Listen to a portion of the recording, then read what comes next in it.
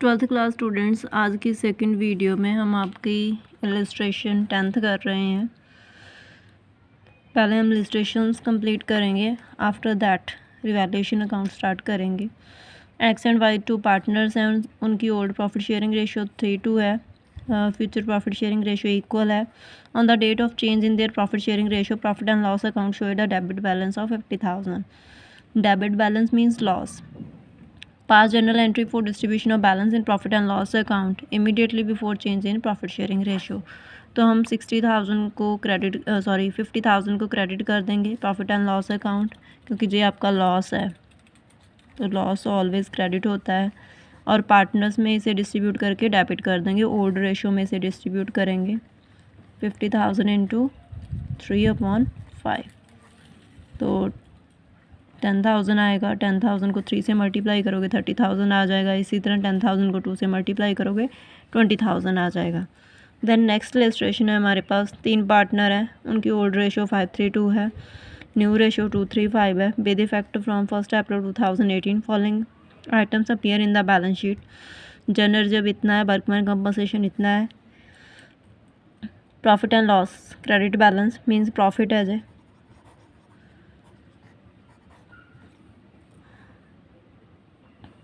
Advertisement suspense account जो debit है means expense है।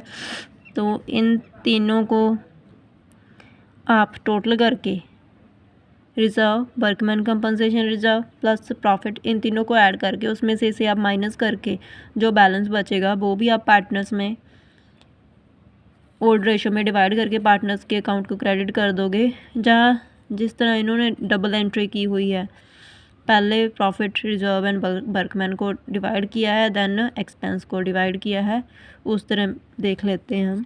देखो, पहले तीनों आप डेबिट कर दोगे, general reserve, workman compensation reserve, profit and loss account. तीनों का जितना भी ऐड होएगा आपका ऐड करके देख लेते हैं हम। 75,000, 12,500 एंड 37,500। 10 1 कैरी हो जाएगा, 6 8 7 15 1 फिर कैरी हो गया आपका, 7 + 1 8 9 10 11 12 1,25,000 आ गया। इसको ओल्ड रेशो में डिवाइड करना है। ओल्ड रेशो है आपकी 5:3:2, तो मीन्स 5/10। तो अब इसको हम मल्टीप्लाई कर लेंगे। फर्स्ट वैल्यू आपकी इतनी आ जाएगी, देन आप 3 से मल्टीप्लाई करोगे इतनी वैल्यू आ जाएगी, देन 2 से मल्टीप्लाई करोगे इतनी वैल्यू आ जाएगी। Being the transfer of reserve and profits to old partners in their old profit sharing ratio. अब हम लॉस को मीन्स एक्सपेंस और लॉस आपके क्रेडिट होते हैं। देखो, एडवर्टाइजमेंट सस्पेंस अकाउंट क्रेडिट किया है और पार्टनर्स के कैपिटल अकाउंट डेबिट हुए हैं। ये भी हम पार्टनर्स में ओल्ड रेशो में डिवाइड करेंगे 50,000 को।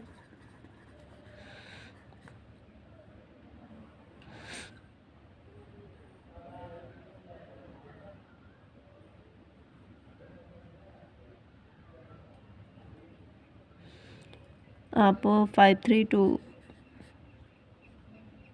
में डिवाइड करोगे, 5 5 × 25, देन 5 3 × 15,000 आ जाएगा, देन 5 2 × 10,000 आ जाएगा। आप इसकी एक कंबाइन एंट्री कर सकते थे, जैसे कि मैंने क्वेश्चन पढ़ते टाइम बताया था कि टोटल आपका जैसे 1,25,000 बन गया, उसमें से आप 50,000 माइनस कर देते तो आपका पीछे 75,000 रह जाता। 75,000 जहाँ पे आप कंबाइन अमाउंट लिख लेते और 75,000 को पार्टनर्स के बीच तीनों में ओल्ड रेशो में डिवाइड कर देते, तीनों के कैपिटल अकाउंट क्रेडिट कर देते। उस वजह से भी आप इस क्वेश्चन को सॉल्व कर सकते थे। बट इन्होंने क्वेश्चन में आपको जर्नल एंट्रीज करने को बोला है, जनरल एंट्री करने को नहीं बोला, तो इसलिए हमने 2 एंट्रीज की हैं एग्जाम्पल के अकॉर्डिंग। अब हमारे पास है adjustment of accumulated profits losses reserve through partners capital accounts when accumulated profit loss reserve also to be retained in the books.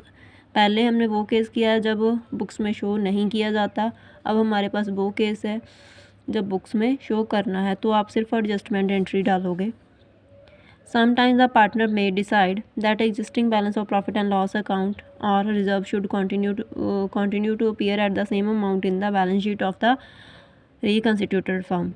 कुछ बार पार्टनर जो सोच लेते हैं कि जो प्रॉफिट एंड लॉस का बैलेंस है, रिजर्व का बैलेंस है, वो ऐसे ही बैलेंस शीट में शो होगा, मीन्स कॉन्टीन्यूसली ऐसे ही शो होता रहेगा, न्यू बैलेंस शीट में भी शो किया जाएगा.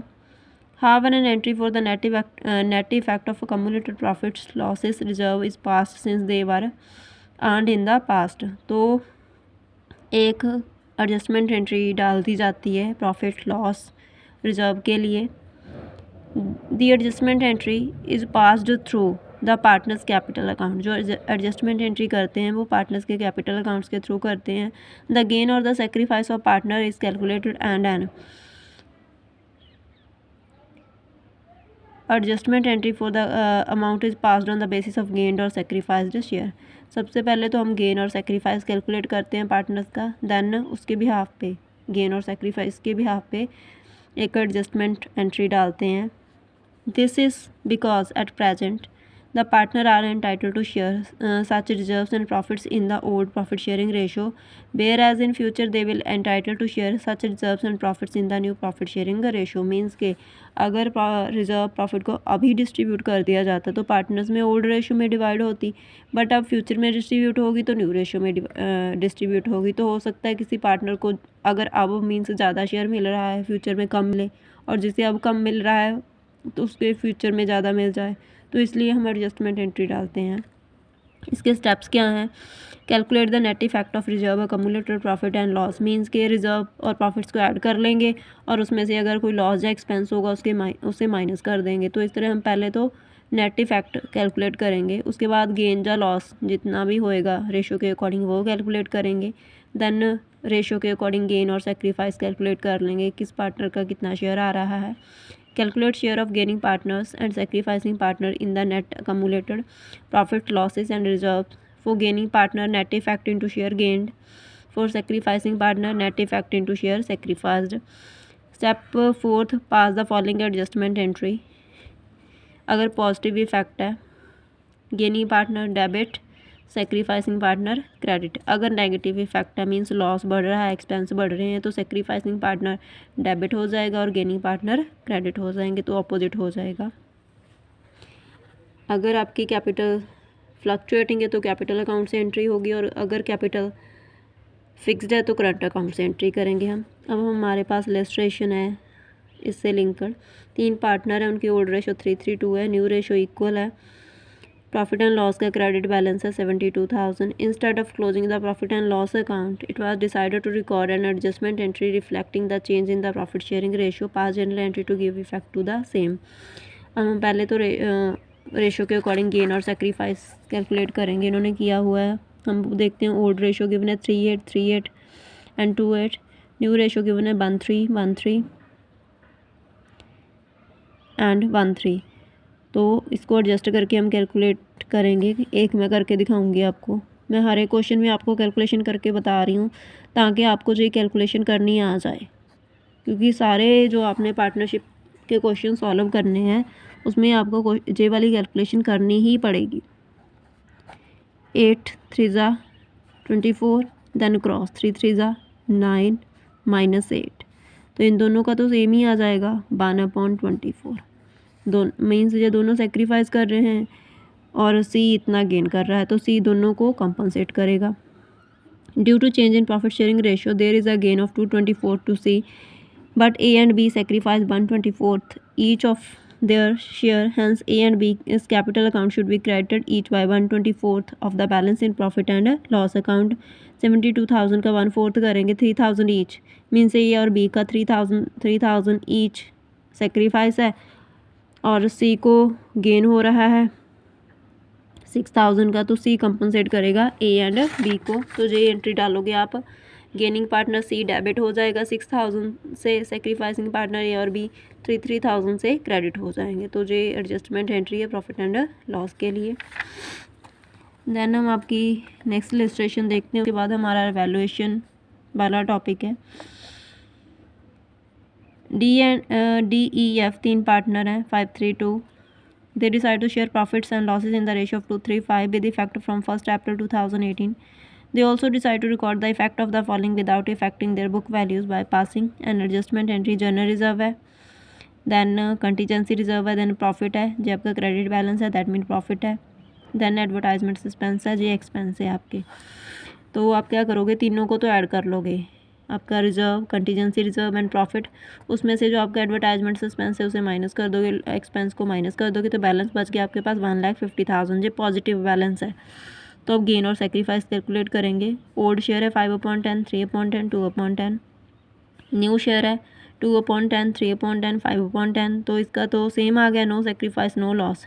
देखो इन दोनों के नीचे 10 है, सेम है, तो सीधा माइनस कर दो, 5 - 2 3, जहाँ पे 5 - 2 3/10, तो इसको गेन हो गया, इसको सेक्रीफाइस हुआ। तो अब 1,50,000 का 3/10 करेंगे, तो डी का सेक्रीफाइस आ गया 45,000 और एफ़ का गेन आ गया 45,000। एफ़ डी को कंपनसेट करेगा, एफ़ का कैपिटल अकाउंट डेबिट हो जाएगा और डी का कैपिटल अकाउंट क्रेडिट हो जाएगा। Being adjustment entry passed for profit loss and reserve.